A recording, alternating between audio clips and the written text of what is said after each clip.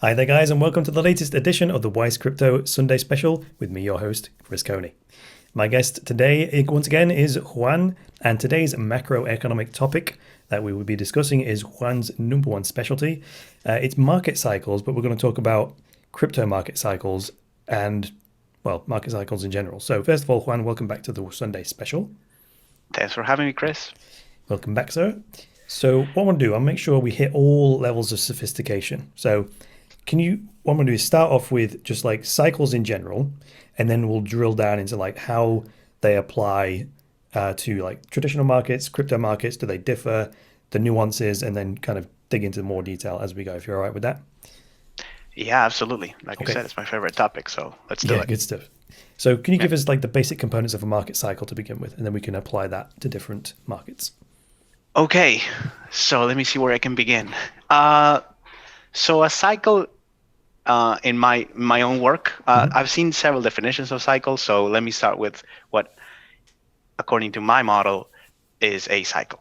Okay. A cycle is basically a wave, like a sine wave. Think of something that starts at point A, peaks at point B, and it ends at point C. So it not typically, a cycle in my work refers to two lows that are a certain distance apart. So for example, if I say we have 90-day cycle, I mean that we're going to start on a low, we're going to peak somewhere, ideally 45 days from that low, and then 45 days later, we're going to have another low. So in total, it's low number one, 45 days, we have a high. 45 days after that high, we have another low. In total, this is 90 days, and this is called a full cycle because it starts from a low, peaks at a high, bottoms out at a low. Now, ideally, again, the low is halfway between the high is halfway between the two lows. This is ideal, but it doesn't, give or take, it doesn't usually work that way because these cycles are combined. So the other aspect to these cycles is that they're all aligned at the lows. So again, going back to this 90-day cycle, if I say we also have a 45-day cycle, what that means is that when the 90-day cycle starts, a 90-day cycle, when a 90-day cycle starts, a 45-day cycle is also starting. Okay, they're aligned. Yep. If I say we also have a 22.5-day cycle, then I know that every 90-day low is also a 22.5-day low and a 45-day low. They're all, that's called, what's it called? Synchronicity. Synchronicity, yeah, exactly. It's called synchronicity. They're synchronized at the lows. In other words, the highs do not have to be aligned. Okay. So a 90-day high is not necessarily a 45 or a 22.5-day high, but a 90-day low is necessarily a 22.5 and a 45-day low. Okay. This is how the model is built. It results in some pretty interesting outcomes. For example, again, like I said, the lows are aligned, but the highs are not. So what that means is that I can have a series of tops. We saw that recently with Bitcoin, where you start from a 80-day low on Bitcoin. We also have a 20-day cycle. We have an 80-day cycle. We have there's basically three cycles that I track in cryptos: 320, 320 days, 80 days, and 20 days.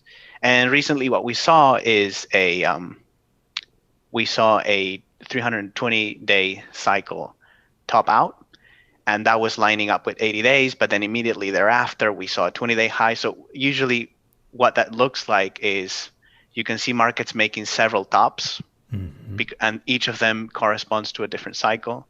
And then when they all point down, you have a big crash, which is something we had recently. When all the cycles, the 320-day, the 80-day, and the 20-day pointed down, big crash took place. So there's some interesting things that happen when you say, well, the lows need to be aligned, but the highs don't necessarily have to be. And this is the core of how this model works. Is you have these, think of them as waves, sine waves, if you're familiar with them. And so you start from a low, you peak in a high, and then you come back to a low, and then you start another cycle, goes up to a high, it comes down to a low, that ends another cycle, and when a cycle ends, another one begins. So there's a rhythm there. Yeah, I don't know. I don't know if that explains it or not. Pretty good. Generally, what market cycles, how they work. So what came up for me when you were talking there is like there are some quite common and popular indicators, let's call them, or methodologies that I've just realized that are designed to follow certain cycles, like Elliott wave analysis, for example. Isn't that a type of cycle predictor of some kind? So the Elliott wave I think is a precursor to like a more modern cycle theory. And in Elliott wave, I believe one of the biggest differences is that each swing, in other words, when you go from a low to a high, that's typically called a wave. That could be an Elliott wave. That could be wave number one. Yep. Wave number two is is a correction. It's a corrective wave. Wave number three is typically referred to as the biggest of all rallies. It is a rally. However, if you're familiar with Elliott wave, a cycle in my model would be waves 1 and 2. So the rally component and the decline component, both of them combined form one cycle. So Elliott wave is part of the model, in other words. Again, if you're familiar with the Elliott wave, waves 1 and 2 is one cycle, waves 3 and 4 are another cycle, and then you have wave 5, which requires the corrective wave A to form another cycle. They always come in pairs. It's the rally component and the sell-off component. That's a full cycle. I see. Yeah, from low to low. That was the key takeaway from the first segment you said there. I didn't actually realize that about your model, even though I've been following you for years, that it's about the lows. That's how you know when the cycle starts and ends.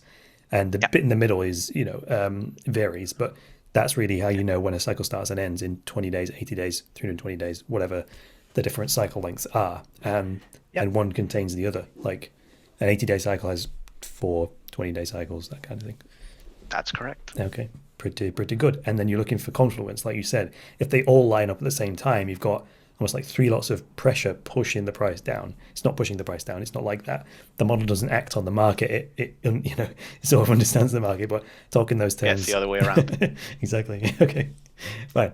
So let's take that one level deeper now then. So does the basic structure of a market cycle play out the same in traditional markets as crypto? I assume yes, because you didn't say anything about equities or cryptos there. You're just talking about price. Yeah.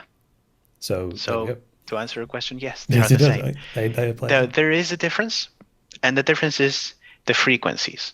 So in other words, I have not seen an 80-day cycle in the stock market. Okay. I have seen a 70-day trading cycle in the stock market. So there's a 70 trading day cycle in stocks that breaks down into 235 trading day cycles in the stock market. These in traditional assets, I have seen these 35 and 70-day cycles pretty much everywhere. I've seen them on commodities. I've seen them in bonds. I've seen them in gold. Well, gold is a commodity. I've seen them in the stock market. The cycles in crypto are different as far as I am aware. It could be the 24/7 nature of it. It could be something else. Now, I will say the 35 and 70-day cycle in traditional assets are the most prominent that you can see immediately when you study any of these asset classes. But the bigger cycles, the multi-year cycles, they are different too. For example, gold has a 3.5-year frequency, so do bonds.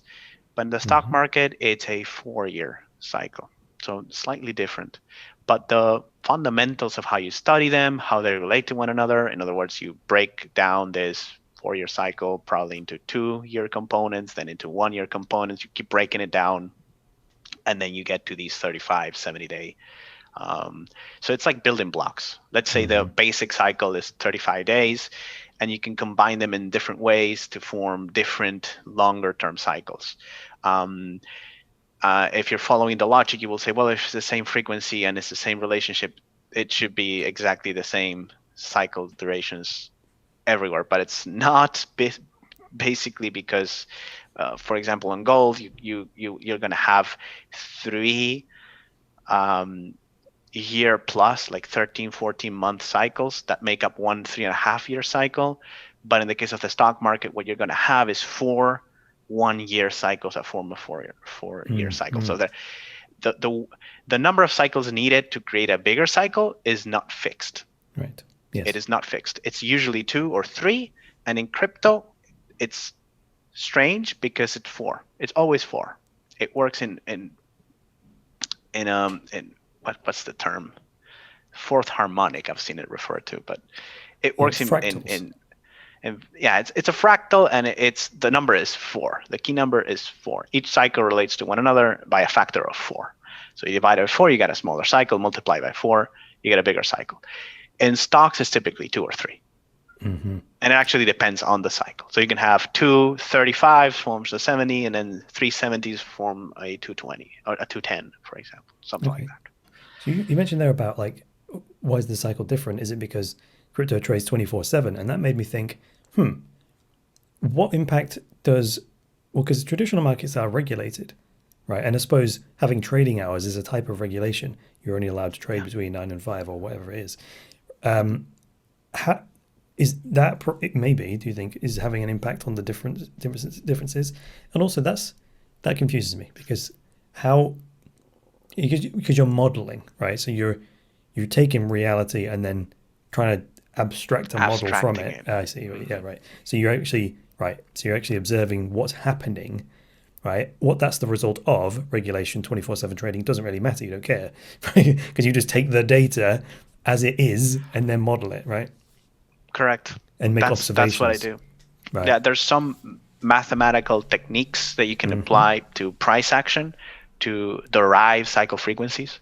So there's something called a periodogram. We don't have to get into that, but basically you can take the price action, apply certain standard techniques, and it's going to give you a chart for you to look at with highlighted cycle frequencies. So when I ran this on Bitcoin, which is what I used, I had a 20-day and 80-day frequencies and some evidence of a cycle that was either 240 days, so 3 80-day cycles, or 320 days, 4 80-day cycles. I didn't know which one it was.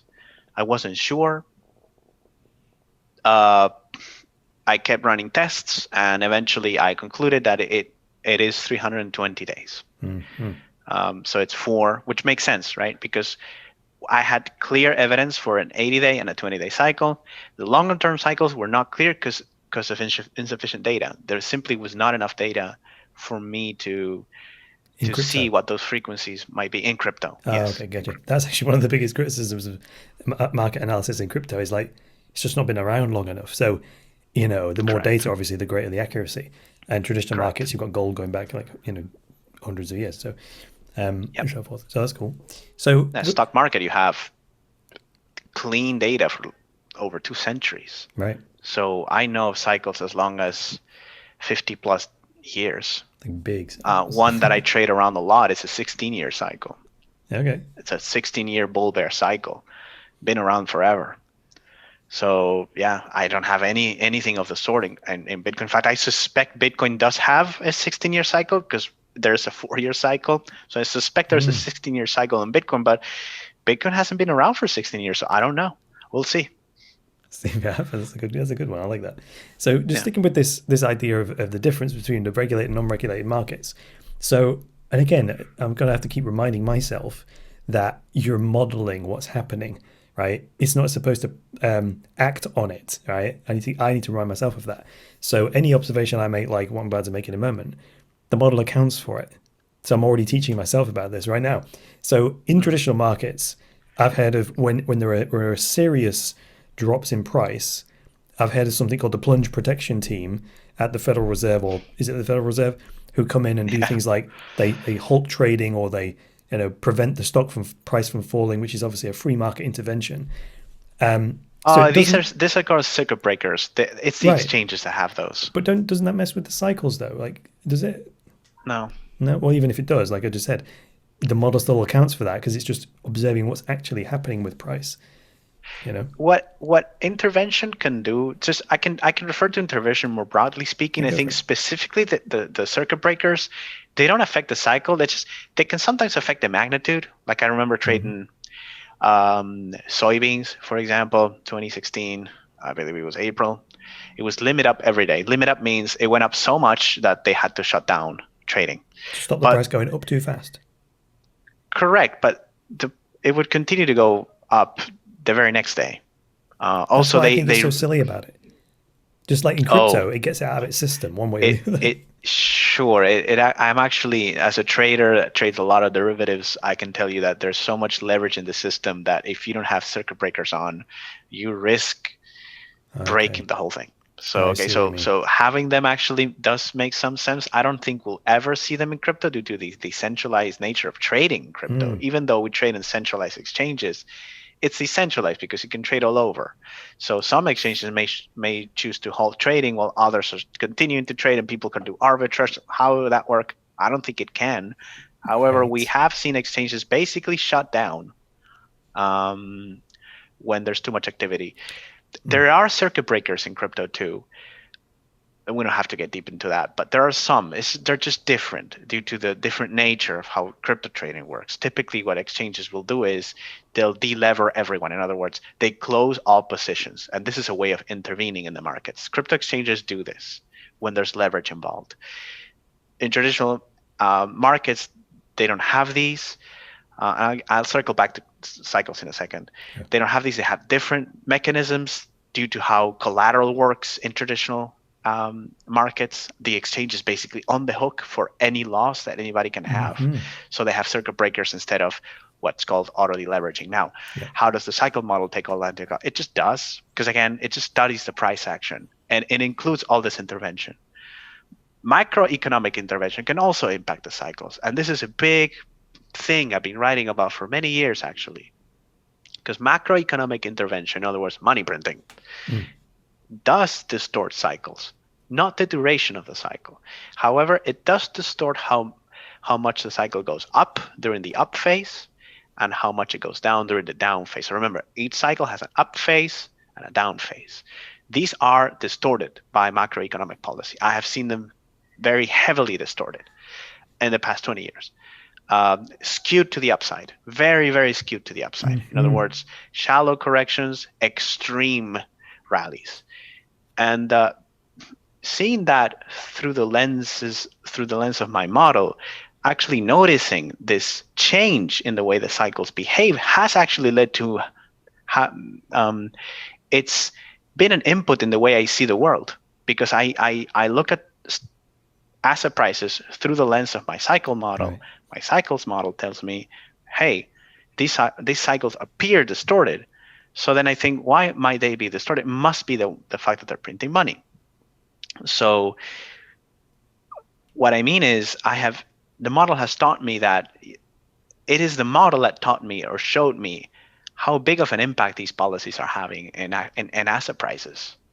Because if I compare a 4-year cycle in the S&P in the 21st century and compare that to the same cycle in the 18th and the 19th century, they're completely different. They're very different. And what was different back then is money was different. There was no intervention. So we're talking about the amplitude of the The volatility, let's amplitude, say, the volatility of the is cycle. higher Yeah, now. no, it's lower. It's lower now. Okay. It's far lower now. It's Interesting. far lower. Yeah, they have reduced volatility significantly, especially downside volatility. It's basically non-existent. And where a correction would take place over a year in the 19th century, let's just say, now it takes 2 months or 1 month, and then it's done. And it's not as severe, is that what you're saying? Not Because nearly as severe. because Not nearly because as of severe. central planning, they don't want any kind of economic They don't want winter. prices to fall. They don't praise it. They want infinite growth some way. They want infinite growth. Right. It's typically, you cannot allow deleveraging to take place, because if market In a participants debt-based system. deleverage Yeah. in a debt-based system, Yeah, exactly. totally. If you're That's an paying back debt, implosion. you're destroying money, and if you destroy money, you destroy the economy. So And they cannot allow that to happen. that's that whole financial weapons of mass destruction phrase that they use to describe the derivatives market as being financial weapons of mass destruction. That if they imploded, the collapse would be ungodly catastrophic. Exactly. So it distorts the cycles. Now, does this change the cycle? No. Does it change the analysis? No. Is it hard for the model to spot the cycle? No. I mean, I can still see them. You can still find the cycle. They may not be as good to trade. For again, early 20th century, you could trade this 4-year cycle perfectly and make a lot of money on the long side, on the short side of the stock market, for example, but you can't anymore. You're better off just buying, maybe selling when you're anticipating the high in the 4-year cycle, and buying again when the low takes place. There's no shorting. Shorting is dead. Okay. Well, in the traditional markets, I suppose. In the traditional markets, yeah. Yeah. In crypto, any good? I still think it's pretty bad, simply due to the asymmetric returns of a long versus a short. You can make maybe 50, 60% on the short side of the market. You can make 10x on the long side of the market. Is this because crypto is in its hypergrowth phase? So is that right? Because your risk-adjusted returns, right? Yeah. The probability of it going up is way higher than going down, even in a long term. Even if there's bear markets, the wind is blowing up at the minute, right? Based on what I've seen in crypto markets, if you want to go short, you would need to wait for the down phase of the longer cycle that I've seen, which is the 4-year cycle. I don't think I mentioned that, but 320-day cycles form a larger 4-year cycle. This 4-year cycle has been picked up by other analysts, especially the author of the I don't know who that is. I think it's Plan B, the stock to flow model. Yes. They talk about this halving 4-year cycle. We have discussed it here at Weiss too, the 4-year cycle. We talk about the halving cycle. I want to make something clear. Nothing in my model has a halving cycle as an input. In other words, the logic of the model found this 4-year cycle. It wasn't like I said, well, we have the halving, so how about we plug this into the model? No, I didn't do that. The halving can go away for all I care. Bitcoin can disappear and Ethereum can replace it for all I care. And it will still have a 4-year cycle. Right. I believe it will still be around. So the model is not discriminating based on the nuances of the Bitcoin crypto asset. It's just taking its price data in and treating it like any asset and looking at the price cycles. Nothing in the timing model that I have for crypto is specific to crypto. Right. No part of the code is specific to crypto. Nothing, the logic is not specific to crypto. The rationale for how things work, nothing is specific to crypto. You can apply the same logic to anything else. So the only thing you had to do was figure out the cycle lengths in crypto. Correct. That's it. And the model works That's just the same. Okay, great. Super. Yeah. Now, this is probably a foregone conclusion, this one. I was going to ask you, what are some of your favorite ways to track market cycles in traditional and crypto markets? The obvious answer to that is the cycles model you've been working on for how many years? So I started in 2012. Right. So it's been about 9 years almost now. 10 years now, right? Okay. So, yeah. But do you use any other indicators? There's a million technical analysts out there that have a million different indicators to help you, figure out what's going to happen. Do you use any of that stuff? That's a good question. I don't think so. No? I'm a purist. I just use the model. Right. Yeah. So the model is very comprehensive. It's very holistic in the sense that it is able to explain most of what you see. By that, I don't mean that markets are deterministic or that the model can tell you exactly what's going to happen in the future. I mean that the price action you see can be described fully using the tools within the model. In other words, anything else would be just extra. And yes, I have used other things in the past.